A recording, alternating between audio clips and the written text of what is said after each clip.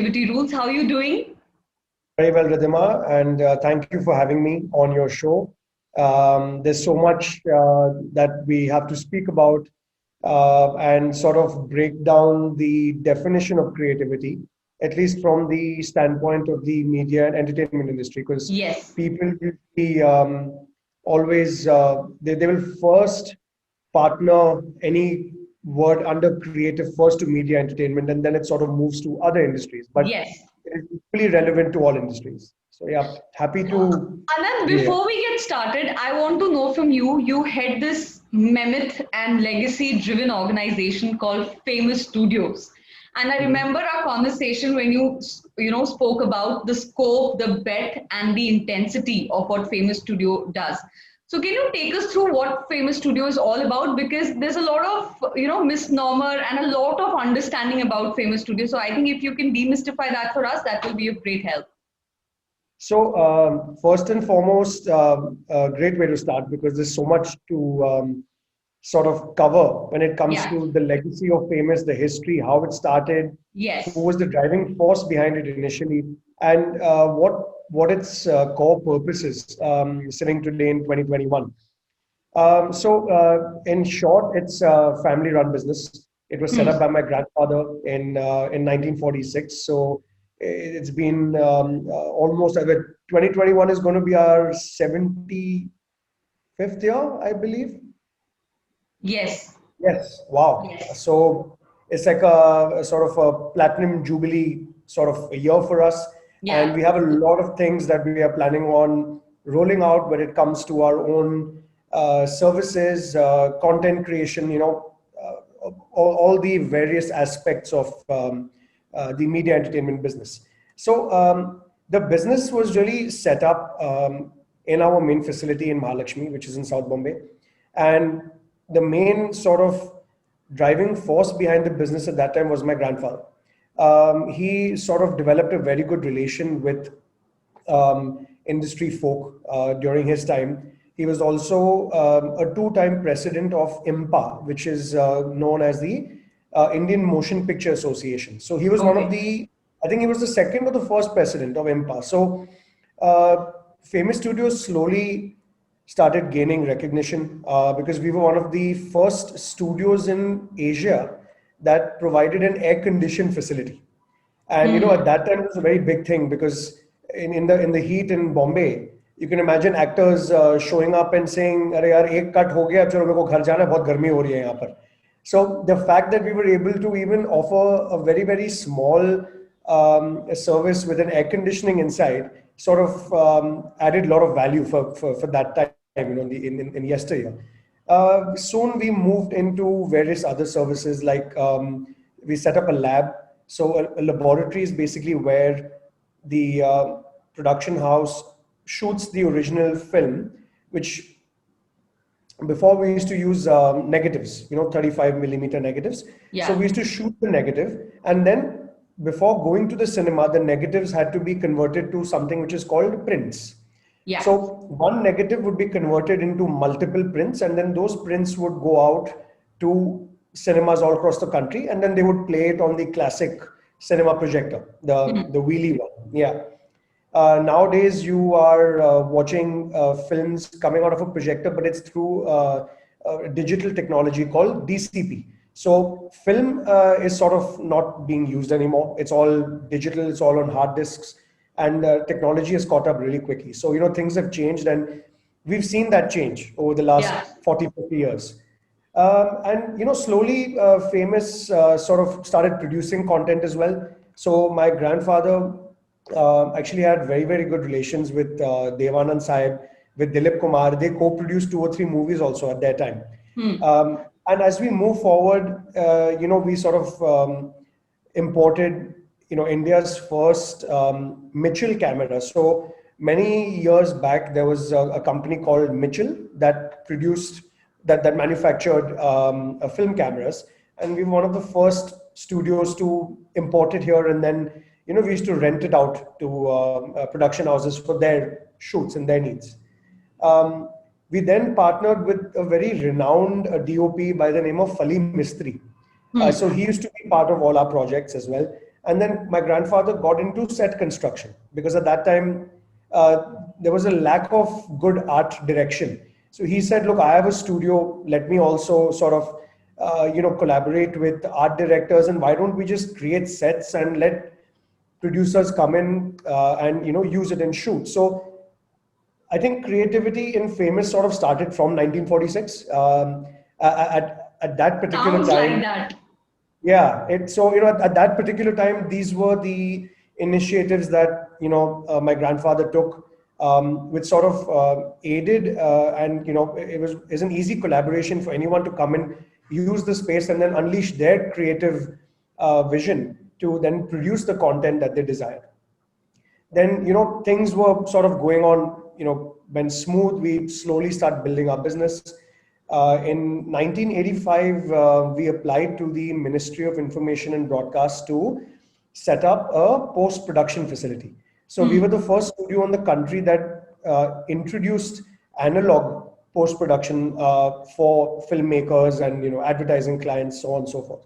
That was the time when my father took over, and he sort of really unleashed and started building the post production business. And some of the best colorists, sound engineers, editors, visual effects artists, and other creative directors have had some part of their career at Famous. And in fact, many of them who have leapfrogged and set up their own businesses are actually my mentors now. So it's sort of life goes a full circle, and we learn from the people who we taught. It's like that. So my father gave them the platform, gave them the freedom to operate, and now it's a thing where if I ever need their advice on what I should be investing in, or what are the different avenues of business I should target, they are they're a very, very good source of input. And at the same time, they're also very, very critical, which is important. You don't want to sort of have a mentor or mentors who are constantly patting you on your back and saying, well done, well done. It's extremely important to hear more of a critical analysis than always getting a pat on your back. Otherwise, you're sort of stuck in the same place and you don't move out of your comfort zone. So 1985 till about 2005, things were very, very smooth.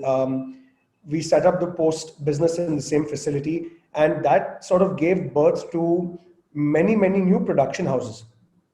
So I would like to say Famous was like the first original co-working space. I mean, although we didn't have a name for it at the time, but we had in the same building, we had shooting floors, we had production house offices. All the directors, DOPs, creatives from agencies were always hanging out there. So it became like a sort of a center for creative people to sort of meet and brainstorm on ideas and things like that.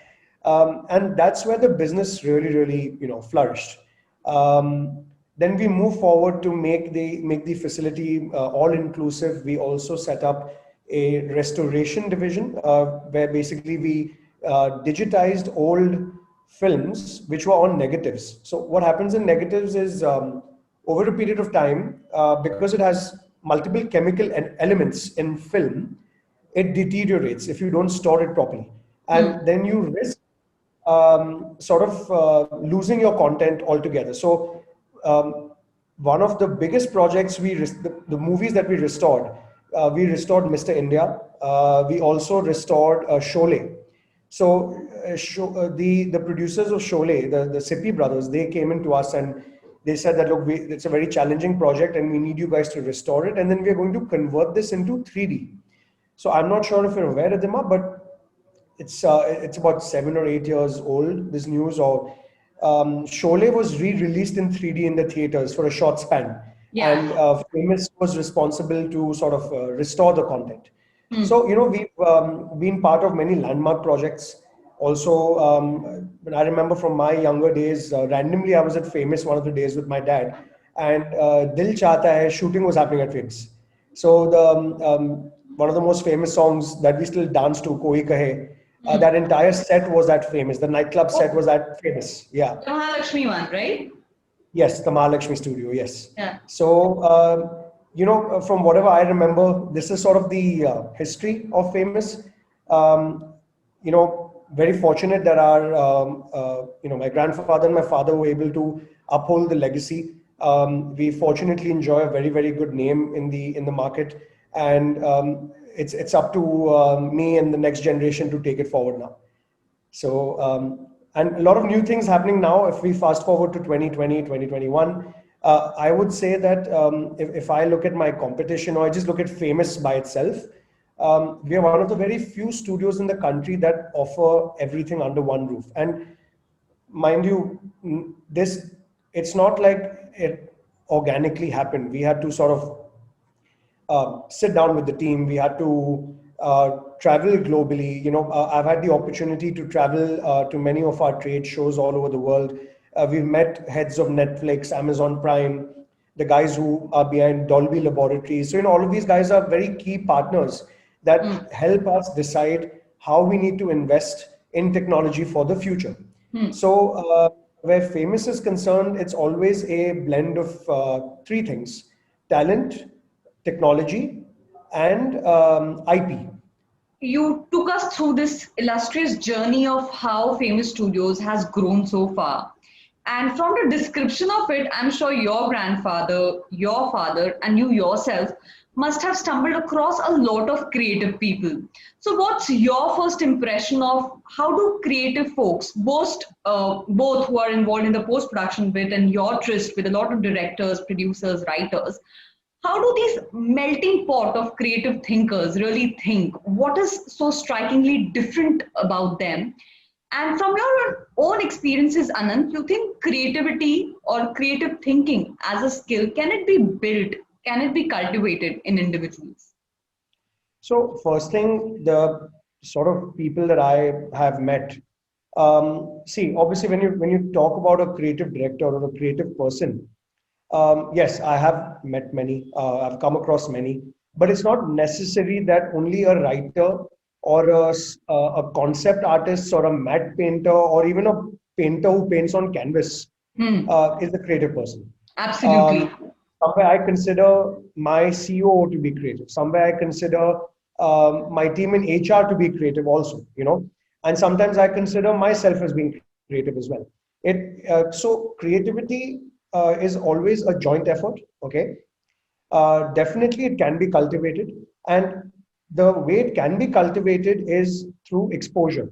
You know, very simple things like when you're say driving on the road and you see a hoarding, or you see a very very impressive piece of artwork, or you see how someone has tried to match colors and make that place look aesthetically nice, or Yeah. make a film look aesthetically nice and sort of very attractive.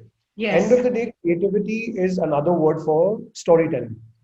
So today, if I have to sort of get my team to follow my vision and my purpose, I also have to pull out those creative genes within me and build a story around my vision, and then sell it to my team. Ki, look, this is my 3-year plan. Episode one is going to be this, and episode eight is going to be 2023. So Yeah. it's extremely important for each and every individual to Hmm. wear a creative hat. I've also come across a lot of people who are very talented. They are very very good at their own skill set, but they are not able to creatively put their point across on paper or sell their point. So simple things like say for example you want to hire someone in the IT background at the studio. Hmm. Now, a normal IT engineer, the education he or she would get is that okay, 1 + 1 + 1 = 3, right? Hmm. But in order to achieve that three, all the three ones have to be perfect. But in any industry, in any business, you are not going to get everything to achieve that. You're going to have to find a way to Hmm. achieve it, sometimes even if you don't have the technology to achieve it, right? So that is when creativity sort of comes in. And it's a very bad word to use, jugaad, but that's what we use in India.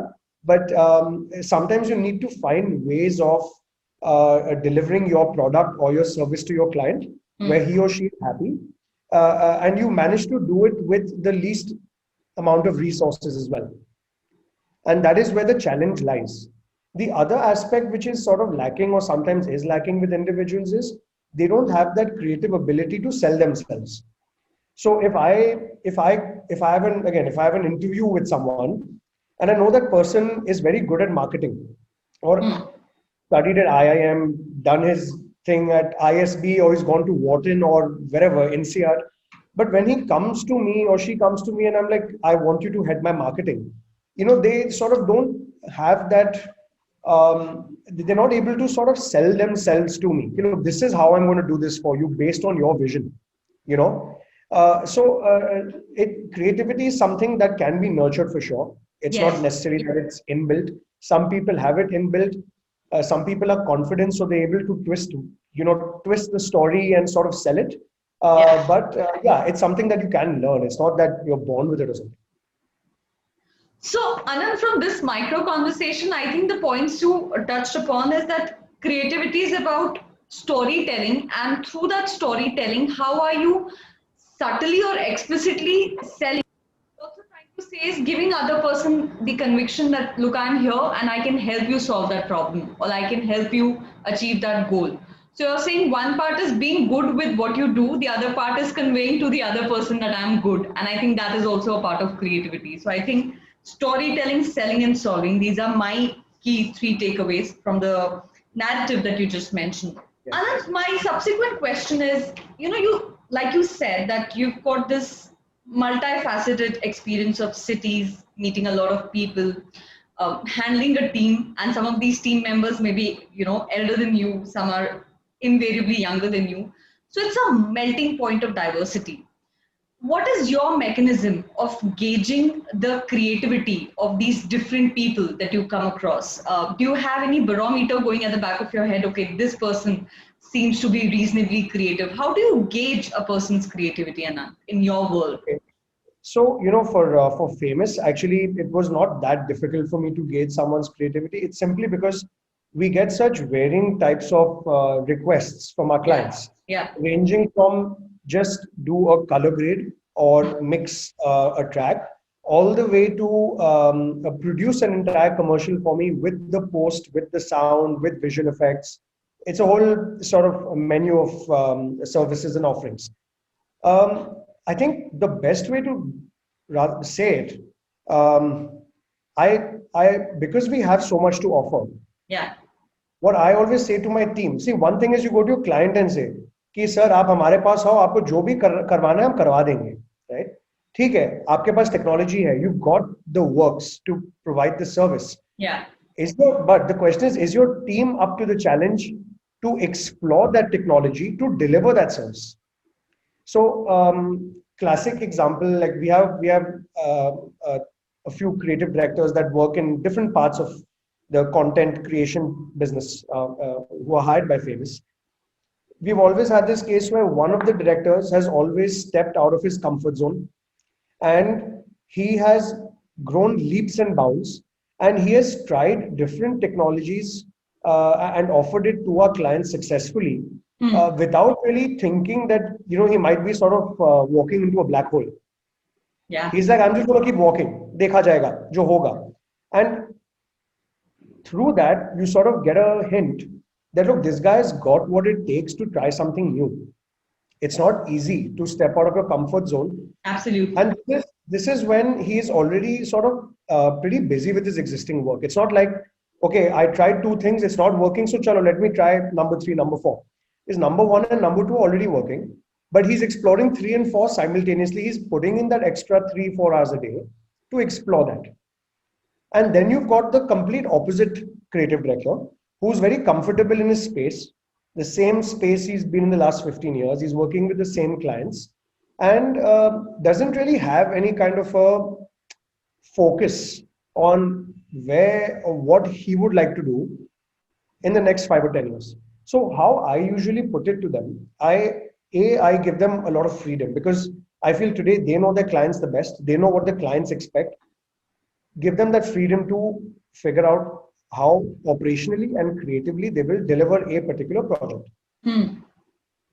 Um, but what happens is once they are set up and they know the different ingredients required to deliver, then I expect them over a course of 3 months, 4 months, or even 6 months to basically come up with a plan and tell me, Ki Anand, this is how I think I'd like to grow. So usually for me, obviously back of the mind, it is how am I going to make my team from say 250 team members right now to 500 to 1000 in the next 5 6 years.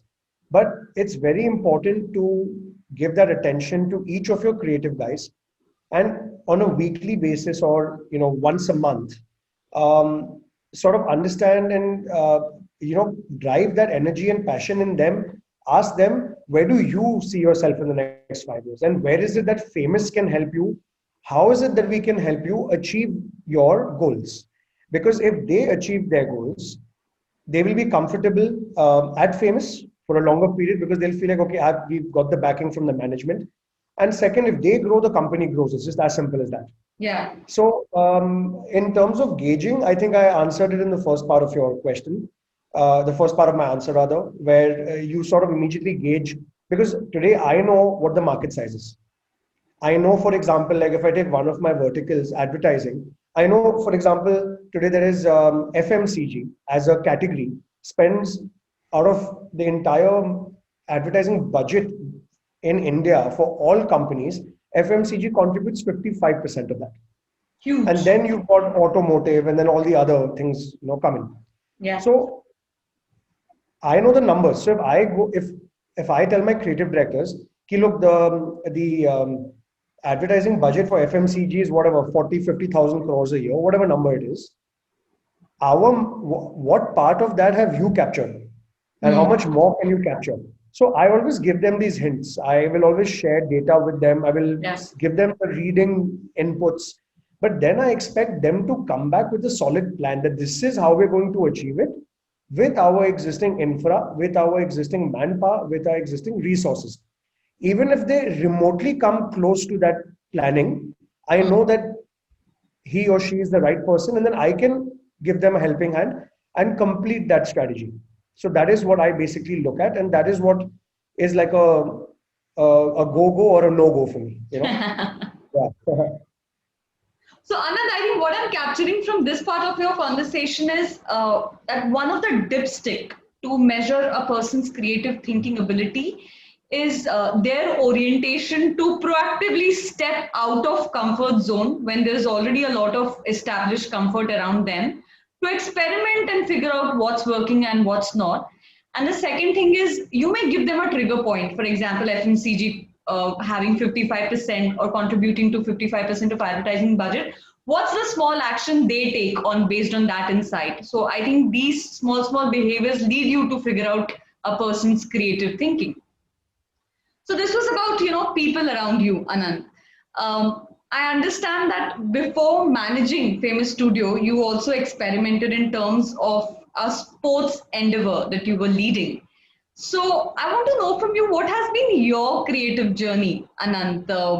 What kind of clarity did you have in life when you started your career? That what is it that you want to become?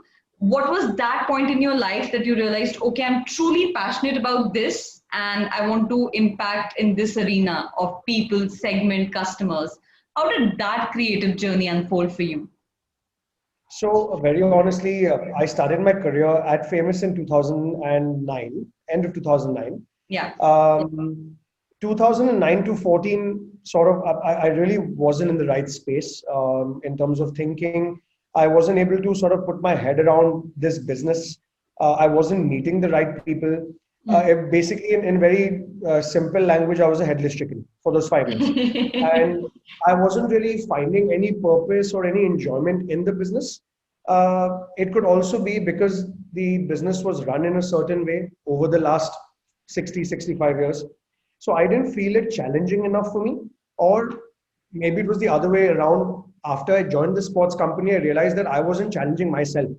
It's very easy to blame the establishment and say, it's easy to blame them and say that, look, you guys have, messed up and people are not coming to us because we've not upgraded our studio, we've not done this, we've not done that. But what have you done about it? So that is something, that sort of realization dawned on me when I sort of started the sports company with my cousin, Hmm. which is still successfully running. Happy to say that. 2014 July, I entered that business after my grandfather passed away. Hmm. And sports was always something that I was crazy passionate about. And I'd been to various stadiums in the UK and in India to watch cricket, football, all of that. Hmm. And this idea of setting up a sports company where you could curate unique experiences for fans, which were unheard of, especially in India, was really something that pulled me towards setting that business up. So those 4 years were absolutely insane in terms of traveling. I mean, we've been to places that I've never thought in my life I would go to, and spent days and months there on end, you know. Hmm. And the kind of people we met, obviously, the way other people in that particular industry were running their business, what were their thoughts, what our competition abroad was also offering as a unique service, what was really profit making, what was loss making, where we burnt our fingers, where we did well. Yeah. Those 4 years gave me a lot of perspective on how to run a business. Creativity and all those things sort of is the next step. But I felt somewhere that I was lacking that experience of how to run a business. Simple things like today, I have for the next 6 months, I need so much cash flow. Where am I going to generate that cash flow? So I had to answer that question to myself first. Then there would be other questions on, okay, which other tournaments are we targeting? Are we partnering with any sports personalities for a meet and greet with our fans, et cetera, et cetera. So those things took 2 or 3 years to establish. Hmm. And 2017, the last tournament I went for was the Champions Trophy in England. Hmm. And after that, I slowly started speaking to my father again. And I said to him that, look, somewhere I feel more confident. I can speak to people in a much more confident fashion. I've learned how to sell. And I feel I can spot problems much faster than I would in that old stint at Phoenix. So Hmm. today, if I see a train coming, I'm able to spot it maybe from a mile away rather than just quarter of a mile away. So I can take evasive action and change whatever needs to be changed strategically. So we had this discussion. Me and my father were discussing this over a course of almost 3 to 4 months. Hmm. Um, how he would like me to be part of the Famous Studios sort of establishment again, and how he would want to transition from letting go of one part of our business and letting me handle that, because it involved a lot of traveling. It involves a lot of meeting different types of people every day. So, example, today I have a meaningful discussion with my plune in the morning to meeting maybe a very, very well-renowned DOP director, production house owner at the end of the day. So my interactions also with the people I work with is very diverse. Now, all of this experience has come from my sports business, because we used to take at any given time more than 1,500, 2,000 fans to watch a cricket game or a football game or a tennis tournament or whatever. We had fans who could afford a $50 ticket, but we also had these huge, very wealthy HNIs who used to take packages worth $10,000 to $15,000 from us, let alone $50. So I had to adjust my talking style and my According to operational style based on the type of person I was talking to. Sounds very wrong, but that's just how it was. that's customization. Yeah. Yeah. So, and I had to customize myself 4 times in a day, you know. Yeah. So, so that's something, that experience I don't think I would have achieved anywhere else. So I'm very thankful that it was a God sent opportunity to set up that business. And I'm very thankful we successfully, rather when I was there for those 4 years, I successfully invested a lot of time, effort, sleepless nights, not being at home for days, constantly traveling. But we scraped through, and those 4 years was the real turning point in terms of figuring out discipline and focus. Okay. When I rejoined the business in 2018, Hmm. the first thing I wanted to do was, before I come down and lay the law of the land or whatever to my team members, I said, look, I need to be on par with what my team is doing right now. But at the same time, open my mind to what other businesses we can enter, which is part of our existing infra. So, I went for a couple of trade shows to Europe, the US, and I figured out, okay, these are the 3 or 4 things we need to set up at Famous in a creative sense to really start pulling the next generation of content creators to the business and for them to associate with Famous as a brand. So, as I mentioned to you when we met, we've got 2 businesses. One is in the digital space and production space, and one is the whole real estate business that we have. So, the first thing was we decided to reinvest money in our real estate. So, a lot of dead space that was there, about 25 to 30,000 square feet. We sort of resurrected that space. And as I mentioned, we set up a new co-working space vertical, which is obviously going through a slump right now because of COVID. But fortunately, it's part of our own premises, so we don't have any overheads right now. So we will just wait till the market sort of comes back to its feet and people really want to start getting out of their homes and coming to work. So we have this co-working space business. Also, Famous became a very big hotspot for events Hmm. because in South Bombay, in the location we are, we only have one other such facility, which is Dome, which is at NSCI, which is at Worli. Yeah. And they're the guys, if you're aware, Beauty and the Beast, and a lot of different gigs have happened there. But Famous is always seen as the alternate venue because it's a studio. As an event company, you want to create an experience for your viewers or your clients.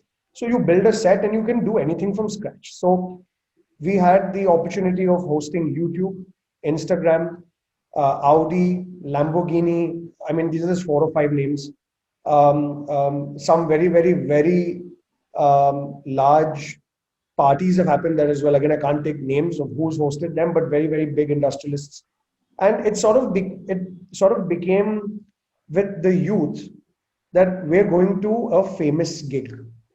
When they used to We are speak to going their to a friends, famous. gig, Oh. gig, yeah. Hmm. So even if it was something that was not produced by us, it was just at our venue. People used to say, "यार पहले अरे हम वो famous studios के gig में जा रहे हैं," and then the name of the artist would come. So we were organically, without really spending any money, getting recognition that, dude, this place at Famous, it's a huge, huge studio, and you have to go for a gig there because it's like a once in a lifetime experience. Slowly caught up, and we were able to really we doubled our revenues from the real estate business last year, and whatever money we made, we reinvested it back in the premises. And that is why I asked you that you must come over, I'll show you around. Yeah. So that is really in South Bombay is become like a hotbed for events and interactions and things like that. So there is a long-term strategy planned for that. And there are many, many various parts of the M&E sector that can congregate, and we can really add a lot of value to our customers if they Hmm. decide to come there once things open up. So we spent a lot of time rebuilding the space. And the one thing I'm really proud of, at least with my team, none of the guys who helped build the space had any prior knowledge of running a studio or a co-working space or Yeah. running a community. It's something that we all learned Along the meeting way. people. Yeah, along the way. It's all again, मतलब माँ के पेट से सीख के नहीं आए थे type of situation. So everyone was learning, and the thing is, I was able to push them to learn, constantly sharing news with them. We used to have every week like a 1 hour, 1 or 2 hour brainstorming session with my dad, with other people that used to come in, and they used to be like, "Arey, you can even do this here. You can also do that there." So we used to take the best bits out of everyone's suggestions, and then we slowly started developing a model around it. And then in our digital business, my one track focus was that I want to start hedging the business I do. So we've historically been known as a studio that does a lot of work in the TV commercials and the campaign space. I said I need to start hedging this, and I need to start getting in long format work. And that 2017-18 was the time when Netflix and Amazon were really, pumping money into the Indian market. So I said this is the right time to start investing in the technology that they would require to process their content. Yeah.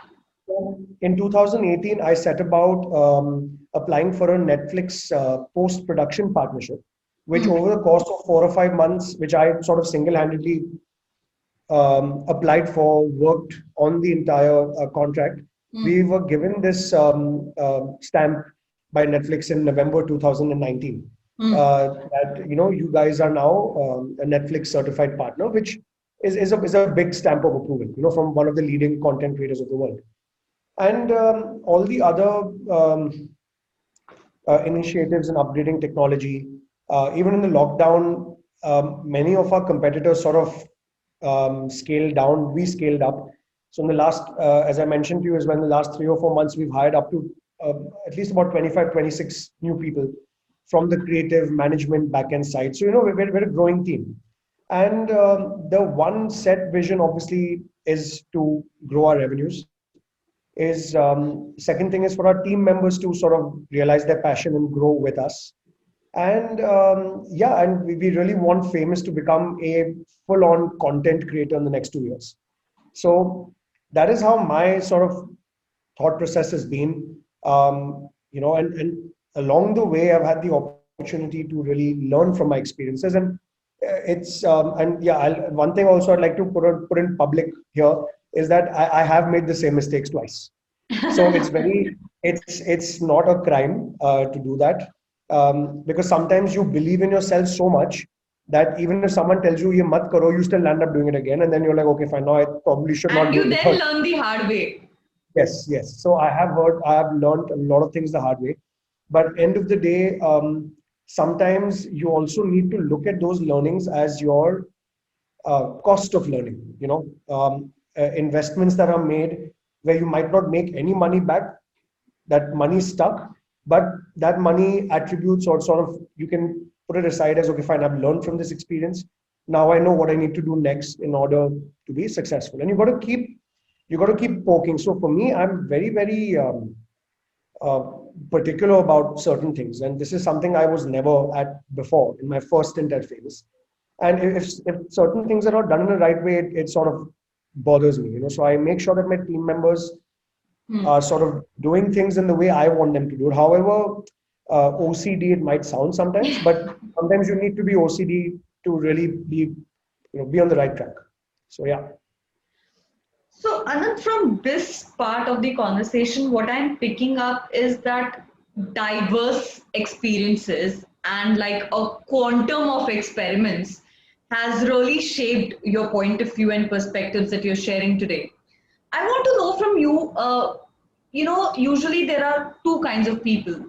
Ones who say that do a lot of experiments, amass these diverse experiences. And then there are a set of people who say no, amass a depth of expertise and go really deep in a set realm, dominion, learn different aspects about it. In today's day and age, what's your view on that? Does diversity work or does depth work? And considering the way you have been building a Famous studio over the last 2 years, and from the quantum of experiments we discussed last time, you have diversified or rather burgeoned the business in a lot of directions. So what's your take? Does diversity matter or does depth matter? Okay, so let's put it this way. You cannot diversify your business unless and until you have depth in your existing business. Okay. Let's put it that way. So it's like saying to a person or someone who comes out of graduate school and says, I want to work in the media business as a marketing person. 6 महीना 1 साल काम किया, bore हो गया, निकल गया. अरे, I want to work in the automobile industry. Again, 6 महीना 1 साल बोर हो गया. So what's happened there is he has diverse experience, but he's got depth in none. Yeah. Correct? Yeah. Now, what happens is when you are starting as any business, let's be honest, you start a business because you're excited about the prospects of that business. You don't start a business because you're like, chalo karna hai to kar lenge. And you cannot start or diversify into a new business unless you don't have an in-depth knowledge about at least the market situation, the industry. So one thing is depth in knowledge, and one thing is when you are producing or offering a certain service, does your team have the expertise to deliver that service? So today, I mean, I can list down 5 new verticals I want to open right now. But unless and until I don't find the depth and expertise of that person who will run that business, okay, and two, do I actually have the money in my pocket? That's another very, very practical thing which I'm openly saying. The many things I want today, I want to in the next year produce 10 movies, but do I have the money? No, I don't, because I know for a fact that I've got locked cash flows for my other businesses also. So, for me, it's very important that if you are diversifying as an owner or a leader or anybody in the management who's going to take a call on the cash flow or expected revenues or the strategy, has to have in-depth knowledge about that vertical. That goes without saying. It makes no sense doing it otherwise. And yeah, and it's very important for the management also to ensure that the existing verticals also that is there, you have the depth of experience yourself, your team members, and then the team members have to keep looking at options of, okay, in this vertical, what other business can I get also? Can I expand my existing vertical also? There are many industries around that only focus on one product or service because there is a huge demand for that and it's only going to scale. So they're like, why should we burn our hands looking at some other business when we ourselves can grow 20% every year in the existing business? So that again, it's a matter of choice. But for me, it has been a very, very thin line. It's like standing on the edge of the mountain, or like, facing two sides, and you're like, one side is diversity and one side is depth, but you have to successfully manage both. Otherwise, you won't grow. So you have to, for me, it's a 50-50. So what I do is I always keep my ears open for diversity. Okay, that someone is talking and you're having a conversation with them and they say something and you're like, wait, I actually have half of these things lying in my studio. I need to basically fix or, add a couple of more dots and it might be a new vertical for me. Why not? So you need to be very alert and aware. And the only way you can be alert and aware is if you are keen and willing to explore outside your comfort zone. So for me, diversity and depth is equally important because what also happens is I realized today we set up the co-working space. Then we had a lot of event companies coming. So I told these guys, I said, yeah, you guys are hosting your events here. Okay. You guys are calling influencers, like Instagram called influencers. So I said to them, you're taking the studio. Why don't you use the co-working space also? For your interviews, beautiful office space, lounge is there, this is there, that is there. So they said, yeah, it's a damn good idea. How much would you charge? So we said, chalo, we'll charge you a small increment for those 3 days. And they took it. Now, because we have those diverse set of offerings, yeah, and you have you have that thinking which is deep. You can put anything on the plate. It's like going to a South Indian restaurant and saying, "Arey, chalo, aaj hum appam bhi try karenge, ye bhi try karenge, rasam bhi try karenge." Yeah. Right? Because all of it sort of blends together. All the ingredients, all the taste buds are the same. So you need to have a team that's smart enough to think deeply in the existing business, and from the existing business, figure out how you can diversify into other business. I think that is something that we successfully have managed in the last year or so, including the lockdown period. So, Anand, I think how it really works is unless you don't know your business well, deeply, you can't diversify.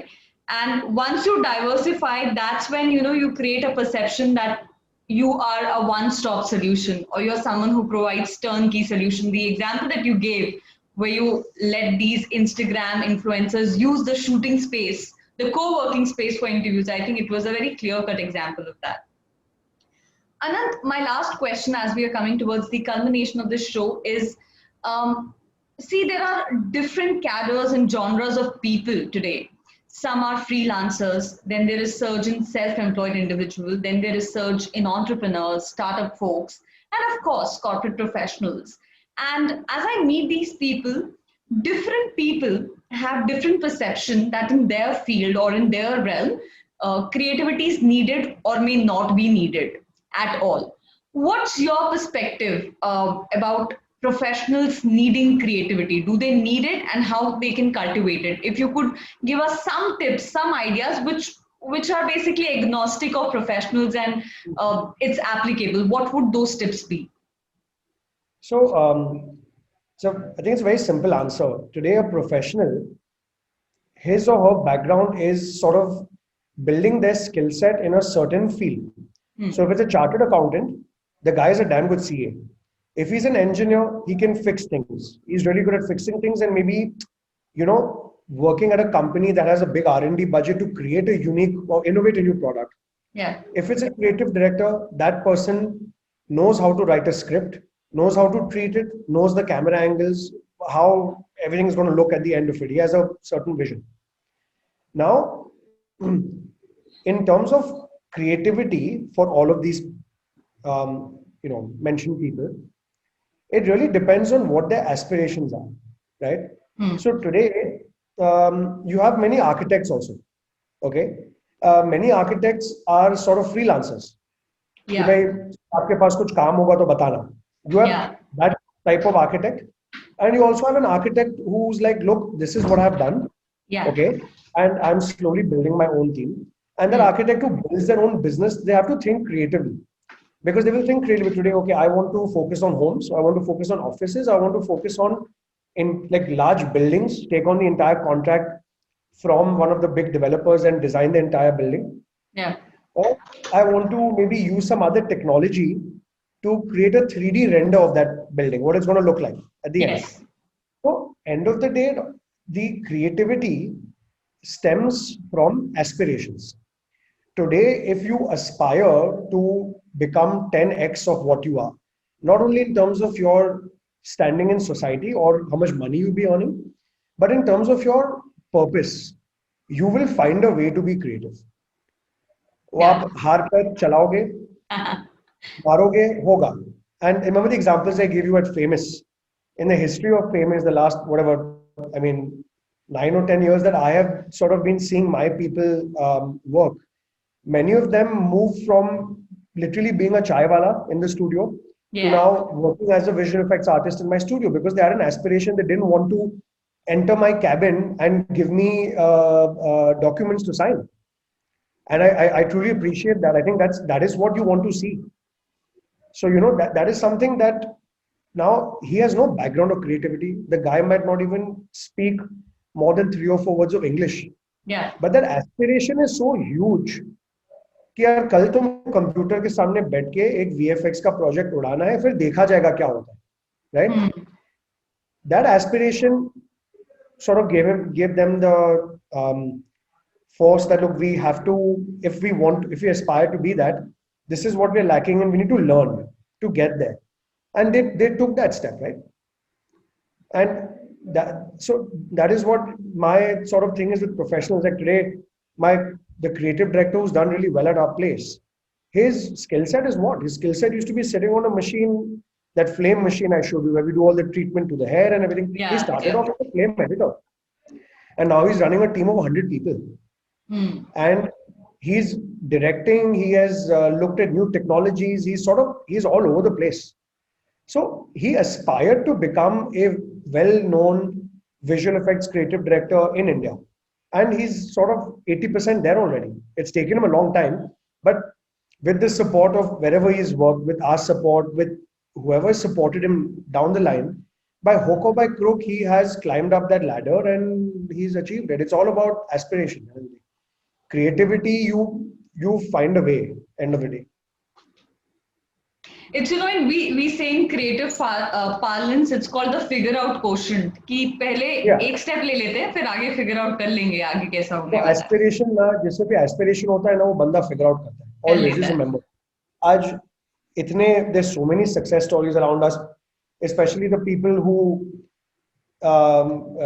didn't have an education. They dropped out of college. I mean, let's look at Elon Musk. He himself, like from I believe he's dyslexic as well. Now, the fact that he sent a rocket to space and that same damn rocket landed, on its own, it's ridiculous. Like it's something that no one can still understand. How did he manage to do that? But that guy had an aspiration. And he was on the verge of bankruptcy because the rocket launches had Exactly, failed twice, and it was all riding exactly. on the third attempt. He's Yes. like, go to hell. I'm doing it, boss. Jisko jo bolna hai. So if you have that aspiration, anybody who has that aspiration will find a way. It's as simple as that. So, So that's Anand, I my think that is the crux of this entire conversation, that creativity stems from aspirations. And just to add to it, and I think it is this aspiration that will ensure your long term relevance. I think if you're relevant in different contexts, in different times, and with all the changes happening around you, boss, you've got yourself a great followership. For example, I know for a fact that the creative director that you were talking about, who steps out of his or her comfort zone quite frequently, you're going to move heavens to ensure that that person sticks with you, not only because he's adding a great value to you, I think he's adding a great value to the entire ecosystem that he's touched lives with. So I think that's a good example of relevance for long term. So, on this note, Anand, thank you so much for making time for this conversation. I just couldn't get a sense of time, but almost an hour has elapsed. I thoroughly that's enjoyed okay. talking to you. I'm, And I'm, I'm thrilled that you invited me over to be part of this, and happy to do any more sessions whenever you want. I look forward to it, Anand. And I must, I often say that leadership is about managing paradoxes well. It's about being humble yet being bold, being kind yet being assertive. It's about having boldness as vision and flexibility in execution. And I think whatever little that I've seen of you, I think you exude all these attributes very well. So all the very Thank you best, so much. Anand, for Famous Studio. I think it's Thank in you so safe much. hands, and thank you for making time for this conversation. Okay, Bye. thank you so much, Ridhima. Take Bye. care.